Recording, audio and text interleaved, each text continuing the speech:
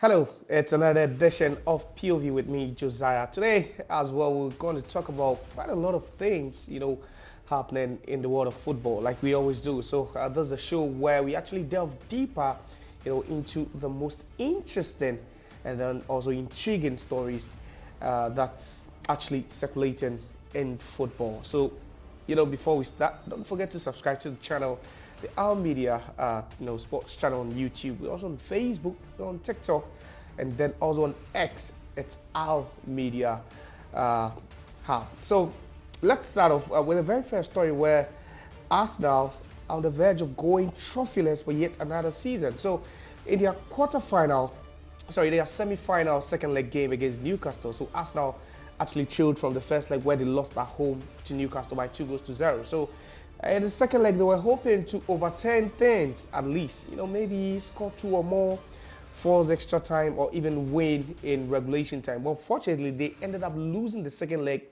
at the St. James's Park again by 2-0. So which means that Arsenal lost to Newcastle by an aggregate scoreline of 4-0, which means Newcastle are back into the Carabao Cup finals for the second time in 3 years. The last time they got to the finals, they got beaten at Wembley by Manchester United. So, but today our focus will be on Arsenal, a team that hasn't won a trophy or a major trophy since 2020 when they last won the FA Cup. So since then, Arsenal have only managed to win the Community Shield, which in quote isn't a major trophy. And this season again, yes, they are still in contention to win two titles, which doesn't really look likely. So one of the titles has to be the Premier League title, which they trail Liverpool, the league leaders, by 6 points, and Liverpool as well have got a game in hand to play. And then also the UEFA Champions League, where Arsenal automatically qualified for the round of 16. But hey, what are the chances of Arsenal winning the UEFA Champions League, a trophy they've never won before? Then I bet the odds are the same as seeing a dragon when you wake up tomorrow. So Arsenal are on the verge of going trophyless for yet another season. It would be 5 consecutive years of seasons they've gone without a major trophy. And some people are blaming Arteta. Yes, myself, I'm blaming the manager, Mikel Arteta, because you would understand the frustration Arsenal fans are going through, especially when in games like this, you'll be expecting this team, to show some character, to show some mentality, and that's what they've been lacking. It's something synonymous with the club. Under Arsene Wenger, they were being criticized for lacking that mental toughness, and it looks like it never went anywhere. It still lingers. Arsenal can't even beat Newcastle to advance to the Carabao Cup finals. So now, after losing to Manchester United in the FA Cup third round at home, now they've lost to Newcastle in the Carabao Cup, which means that there's let's say a 75%, 80% chance that Arsenal could go trophyless this season. They have 2 more titles or trophies to play for. That's the league, where, like I said, they chose Liverpool, and then the UEFA Champions League. No, you can judge for yourself. What are the chances that Arsenal could win either of these 2 trophies, either the UEFA Champions League or the Premier League? What are the chances? So yes, you could be saying that the lack or the unavailability of a natural goal scorer or a natural number 9 could be something affecting Arsenal. But then you could also put it that, the overcomplication, of things by their manager, Mikel Arteta, is actually costing them. Because I don't know why Mikel Arteta, during the transfer window, just couldn't go in for a number 9, a target man. There's Victor Gyökeres, there's Benjamin Sesko, who plays for RB Leipzig. There's also Alexander Isak, who was actually on fire for Newcastle yesterday. So I just don't get it. But for me, if you're asking for my opinion, I'll be telling you that I'll blame Mikel Arteta 95%, for Arsenal's failure, and it's looming that they could end the season trophyless yet again. Now let's go to Spain. There was this Copa del Rey game that was played. Real Madrid traveled to Leganés, and at some point in the game, something quite, disturbing. Let me use the word disturbing happened, and even after the game, the manager for Real Madrid, that's Carlo Ancelotti, was asked about this issue, and he had something interesting to say. So what actually happened in that Copa del Rey quarter-final game between Leganés and Real Madrid? So Real Madrid ended up winning by 3-2 They actually took a 2-0 lead in that game before Leganese were able to draw level 2-2, and then in the last minute of added time, Real Madrid managed to score to make it 3-2. But that wasn't the highlight of the game. The major highlight of the game actually happened when, there was this altercation between Luka Modric and then Vini Jr. But you'll be asking, we never hear Luka Modric speak in games. The guy barely even talks.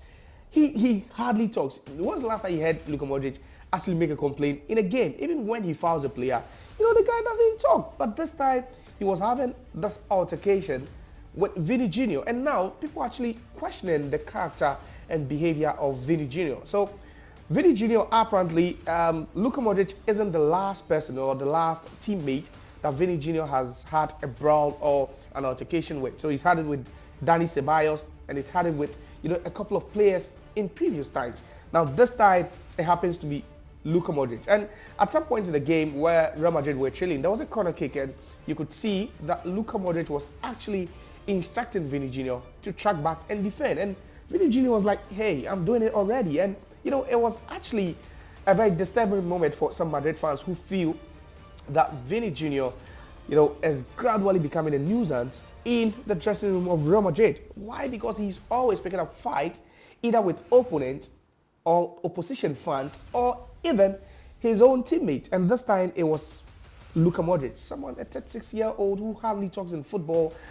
He's just one of the most respected players around the world. And Vini Jr.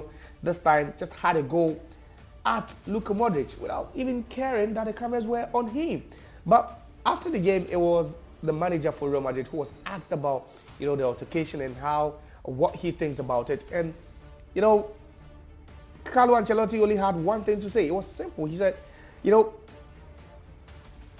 Modric hardly talks in games. So if something like this happens, then he wouldn't even side with Vini Jr. He's just going to side with Luka Modric. Why? Because he feels Luka Modric barely lies or even gets it wrong with his judgment or even his accusation. So if Luka Modric was actually instructing Vini Jr. to draw back or just track back and defend, then Carlo Ancelotti is going to side with Luka Modric. So that goes. It tells you that Vini Jr. would have to work on his behavior, especially if he feels he should be, or he's a deserving recipient of the Ballon d'Or. Something he felt robbed.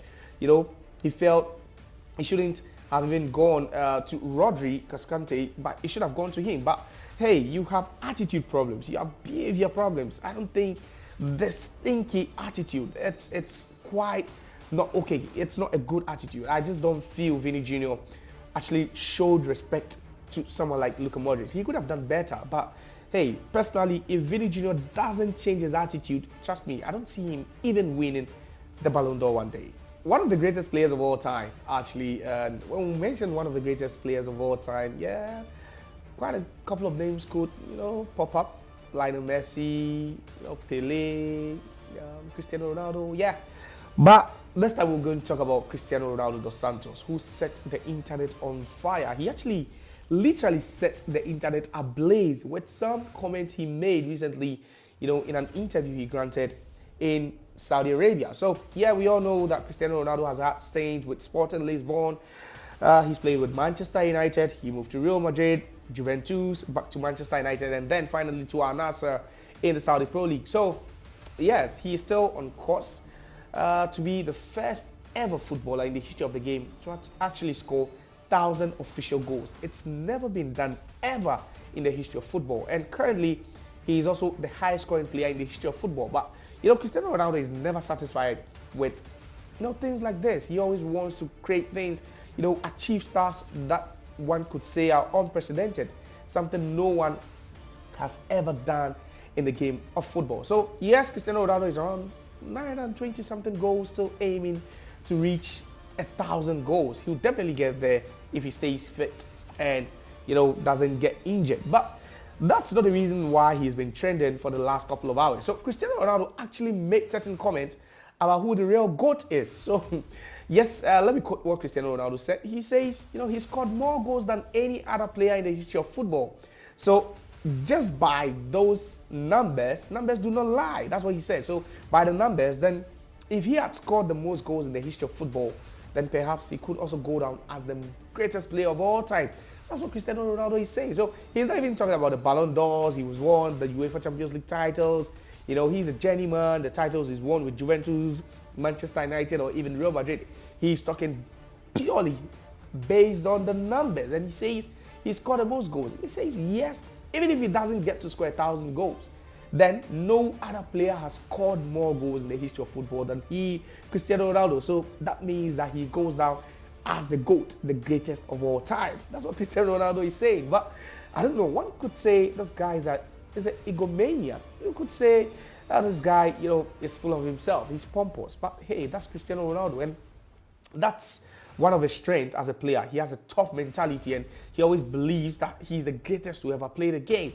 You know, Lionel Messi, on the other hand, a couple of years ago, when asked about, you know, if he's actually the greatest to ever play the game, the guy, yes, you could say Lionel Messi is humble and he doesn't speak much, and yeah, but Lionel Messi only said that, yeah, it feels okay if people are actually saying he's the greatest to ever play the game. He can't say that for himself. Lionel Messi says he's not going to blow his own trumpet, but then if people say that, then yeah, it's nice to live with words like that, but he doesn't even allow it to get into his head. So just weigh the two. Lionel Messi saying he doesn't even say it himself. People say it and he doesn't even let that eat into his head. Cristiano Ronaldo, on the other hand, saying that, yeah, I've scored the most goals in history. I'm the greatest of all time. And people, you know, have actually responded to these quotes by Cristiano Ronaldo saying, hey, you are not the greatest of all time. You've won only 5 Ballon d'Ors as compared to Lionel Messi, who's won 8. But Cristiano Ronaldo says Ballon d'Or shouldn't be the metrics by which you judge who the greatest player of all time is.